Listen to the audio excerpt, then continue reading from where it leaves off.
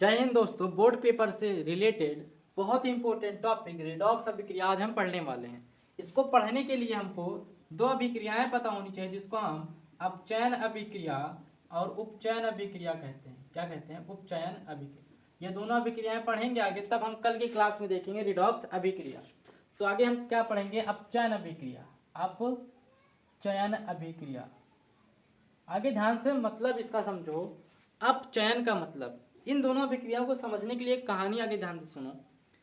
पहले या अभी भी हम लोग एक कहानी सुनते हैं कि जो दान देता है क्या करता है, माने किसी को देता है, गिफ्ट देता है, तो उसके पास और बढ़ता है। जो देता है उसके पास और बढ़ता है, और जो दूसरे का छीनता है, जो दूसरे से लेता है, उसका और घटता है। भले वो ले रहा है लेकिन उसका क्या हो रहा है? घट रहा है। बात समझ रहे हो ना? तो जो अपचयन है, अपचयन का मतलब क्या है? घटना। क्या? घटना। तो कौन घटता है? जो लेता है। जो क्या करता है? लेता है। ठीक है ना? तो मान लो कोई ये तत्व है, ठीक है, और ये कब अभिक्रिया करेगा? जब इसको एक इलेक्ट्रॉन दिया जाएगा तो ये पूरा का पूरा एक तत्व बनाएगा। ठीक है, तो ये अभिक्रिया करने के लिए इलेक्ट्रॉन ले रहा है, तो इसलिए जो अभिक्रिया है ये कैसी अभिक्रिया है? अपचयन है। दूसरे का छीन रहा। मूवियों में जो गुंडा होता था वो छीनता था, तो उसका अपचयन हो रहा है। बात समझ रहे हो ना? हाँ, उसी प्रकार उपचयन क्या होगा? उपचयन।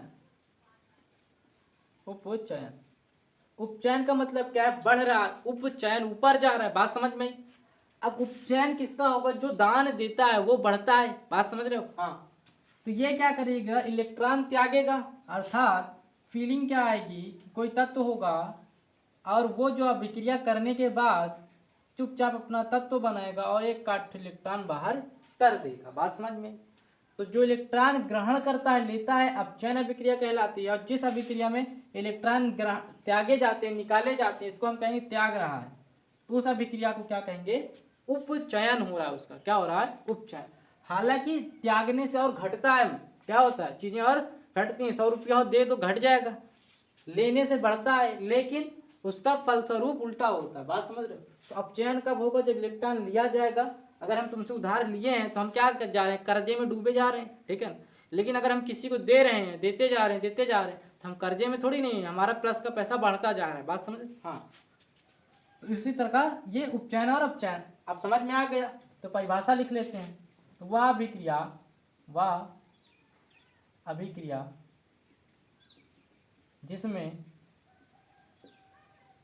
इलेक्ट्रॉन का ग्रहण होता है। क्या होता है? ग्रहण होता है, उसे हम क्या कहेंगे? अपचयन अभिक्रिया। क्या है? अपचयन अभिक्रिया है। इसको ऑक्सीडेशन भी कहते हैं। क्या कहते हैं? ऑक्सीडेशन इंग्लिश है। ठीक है बउआ? हाँ। और इसकी परिभाषा क्या हो जाएगी? ध्यान से समझो। वह अभिक्रिया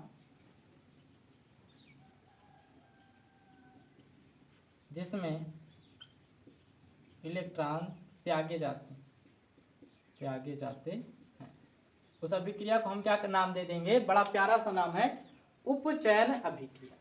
अगर दोनों चीज समझ में आ गया, फील भी ले लिया हमने और परिभाषाएं भी देख ली, तो एग्जाम्पल मिल जाए तो ज्यादा अच्छा रहेगा। चलो देखो जाओ। अगर हम उपचयन की बात करें तो जो सोडियम होता है, सोडियम, इसकी संयोजकता 11 होती है, लेकिन स्थायी पाने के लिए इसको एक इलेक्ट्रॉन बाहर फेंकना पड़ेगा। स्थायी कैसे मिलता है, ये सब कैसे होता है, 9 में तुम पढ़ के आए होगे। नहीं पढ़े तो किसी वीडियो में बताएंगे। अभी के लिए इतना समझो। इसके पास इतना चीज होता है कि अगर एक हटा दे तब ये क्या रहेगा? बराबर रहेगा। माने किसी व्यक्ति के पास इतना पैसा है कि वो कुछ पैसा जो उसका हो वो अगर हटा दे तब इनकम टैक्स वाले से बचा रहेगा।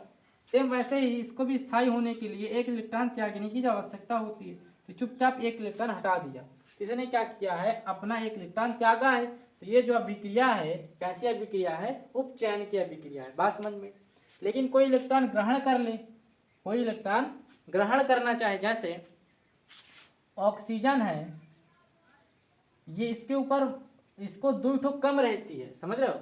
बराबर आने के लिए, अपना स्थायी पाने के लिए, मजबूत होने के लिए 2 इलेक्ट्रॉन की जरूरत होती है। तो 2 इलेक्ट्रॉन यहाँ से ले लेगा, अब 2 इलेक्ट्रॉन ले लेगा तो पूरा पूरा अपना O2 बन जाए। ध्यान रखना, इसके ऊपर जितनी कमी होगी उसको हम माइनस से दिखाएंगे, और जितनी बढ़ोतरी होगी उसको हम प्लस से दिखाएंगे। तो ये प्लस बताएगा कि इसके पास एक एक्स्ट्रा है, क्या है, एक्स्ट्रा है, तो इसको कहाँ दिखाएंगे, ये यहाँ, ये है इसका एक्स्ट्रा, ठीक है। इसका कहाँ दिखाएंगे, ये यहाँ माइनस, बात समझ में आई, हाँ। तो इसको 2 की जरूरत, इसने 2 लिया तो इसके ऊपर हम 2 डॉट बना देंगे। ये जो ऑक्सीजनवा बना है ये 2 इलेक्ट्रॉन किसी से लेकर बना है, माइनस का मतलब लेकर बना है, और ये सोडियम जो है ये बना क्यों है, किसी को देकर बना है, समझ रहे हो, हाँ। तो प्लस का मतलब त्यागा है, माइनस का मतलब ग्रहण किया है। तो जहां भी माइनस की संयोजकता आएगी, आवेश माइनस का आएगा तो वो कैसी अभिक्रिया, अपचयन है, प्लस का आया तो क्या है, उपचयन अभिक्रिया है, ठीक है। अगर यहाँ तक बात समझ में आई तो अब देख लेते हैं, हाइड्रोजन जुड़ेगा तो क्या होगा, ऑक्सीजन हटेगा तो क्या होगा। अगर हाइड्रोजन हट रहा है किसी में से, ध्यान देना, क्या हो रहा है, हट रहा है, दूर जा रहा है, तो उसमें क्या होगा, वो अपचयन अभिक्रिया होगी। अगर ऑक्सीजन जुड़ रहा है, क्या हो रहा है, जुड़ रहा है, किसी भी अभिक्रिया में ऑक्सीजन का योग हो रहा है, तो वो कैसी अभिक्रिया होगी, अपचयन अभिक्रिया होगी। तीसरी चीज क्या है, इलेक्ट्रॉन ग्रहण किए जा रहे हों, क्या किए जा रहे हों, ग्रहण हो रहे हों, तो भी वो अभिक्रिया कैसी होगी, अपचयन।